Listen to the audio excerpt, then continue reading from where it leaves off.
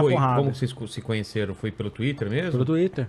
Mas com ideias contrárias? Mas discutindo na boa, nunca brigaram. Foi isso, exatamente. Porque eu via que, por exemplo, o Paulo ele fala muito sobre esses personagens históricos dessa época da transição para a República. Que são personagens importantes, que realmente são, às vezes, desprezados do debate público, tá ligado? Então eu via o Paulo falando sobre esses caras de uma maneira interessante. Eu falava, caramba, olha aí, não é um cara idiota da direita, não. Não é um cara que tá falando qualquer coisa. Não é só um iconoclasta, né? Então, não é o cara. Então, eu respeitei a forma que ele contava essas histórias, porque eu também gosto delas. Eles não estão no meu livro, mas são personagens que eu entendia que eles eram importantes. Zumbi, do Palmares? Não, André Rebouças. O Rebouças mesmo, que a gente falou. Então, Rebouças, José do Patrocínio. Luiz Gama. O Tobias Barreto. Então, deu um monte de gente boa, um monte de gente importante. O André Rebouças, ele foi um engenheiro.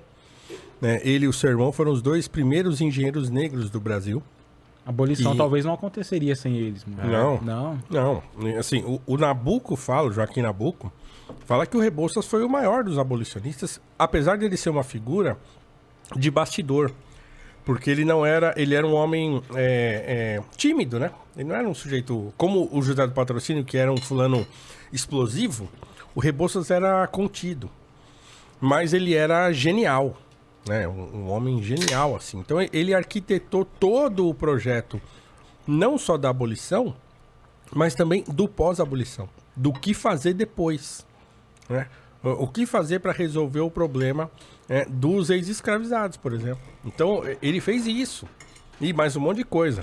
E o seu pai, um homem que veio, né, filho de escravos, ou escravos, a mãe dele acho que era uma escrava alforriada, e o seu pai era um português ou descendente de português, mas pobre pra caramba, da Bahia, e ele arruma um emprego num cartório, e ele decide estudar lei, jurisprudência e tal, e aí ele consegue uma licença para ser advogado, começa a advogar, se torna um advogado importante, vai pra política na Bahia, depois vai pro Rio de Janeiro.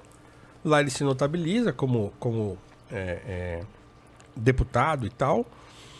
E chega a um posto que era de conselheiro do imperador, Dom Pedro II. Muito amigo de José Bonifácio, muito amigo do Nabuco de Araújo, o pai do Joaquim Nabuco. Então o André Rebouças era filho dele. E o André e o Antônio estudam engenharia, depois vão para fora, tal, voltam para cá. Tem um monte de coisa interessante que eles fazem aqui. Inclusive, a Avenida Rebouças aqui, de São Paulo, é em homenagem a ele. Né? E no Rio tem túnel, Rebouças. Lá no Sul, onde o Antônio teve uma atividade bastante grande, assim. Aquela estrada de ferro, que é histórica lá, de Curitiba a Paranaguá. Sei. Foi o Antônio Pereira Rebouças que projetou aquilo. É um feito de engenharia, assim, impressionante para a época. E ainda hoje é impressionante pela engenhosidade.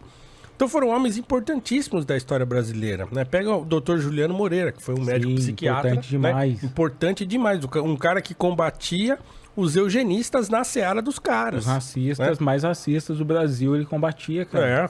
Entendeu? Então você pega caras como o Teodoro Sampaio, que também tem uma rua famosa aqui em São Paulo. Era um homem negro, um engenheiro negro, que fez muita coisa aqui em São Paulo, tal. E essas figuras não são... Ninguém fala. Machado de Assis ou não? O Machado de Assis também. O Machado ele é mais conhecido, tal, mas... E essa questão do Machado negro ou não negro é uma discussão que sempre aconteceu. Ainda rola. Eu acho mas rola, mas eu acho que ele já tá um pouco apaziguado. Já se constituiu. Negro, Mas é uma discussão que sempre aconteceu. Na época já acontecia. Né? Porque o Machado morre...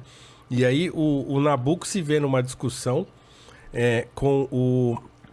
Não lembro se era o José Veríssimo, mas era um outro literato da época, porque ele escreve um perfil do Machado de Assis e chama o Machado de Assis de mulato. E aí o Nabuco fala, olha, mulato, eu não usaria essa palavra. O que era mulato na época? Era ofensivo ou não?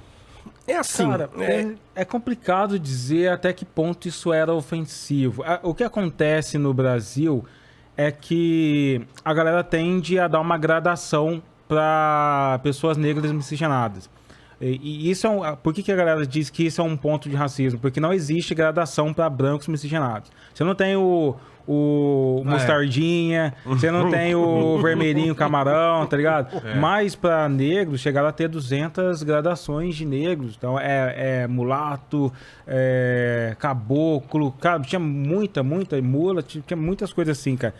Então, na época, era comum, cara. Era comum a galera se identificar assim. Inclusive, alguns negros preferiam se identificar assim, cara. Então, é um pensamento muito complicado de se dizer. Lembra? Mulatas do Sargento TL, né? Uhum. Então hoje a galera entende, muito recentemente, entende que é melhor chamar tudo de negro do que criar uma hierarquia das cores aqui no país. Até porque essa hierarquia só acontece com a miscigenação negra, não acontece com a miscigenação branca. Lá fora tinha isso também, nos Estados Unidos, por exemplo, ou não? Eu acho que lá ficou mais comum por conta da uma gota, né? Lá tinha uma regra que é uma gota de sangue negro já torna você negro. Ah, tá. Então, se tivesse a sua família uma descendência, eu acho que tem um caso que a Paris Hilton foi racista com o Vin Diesel, né? Porque ele diz que ele tava num bar com ela, e aí quando ela olhou pra ele, viu que ele tinha uma ascendência negra, não gostou, tá ligado? Então, nos Estados Unidos é outra parada, tipo, uma vírgula, 1% de sangue negro, a galera já considerava você negro, tá ligado? Aqui no Brasil, não. Porque aqui no Brasil, como tinha uma população muito grande, eles tendiam a criar essa hierarquização, assim, racial.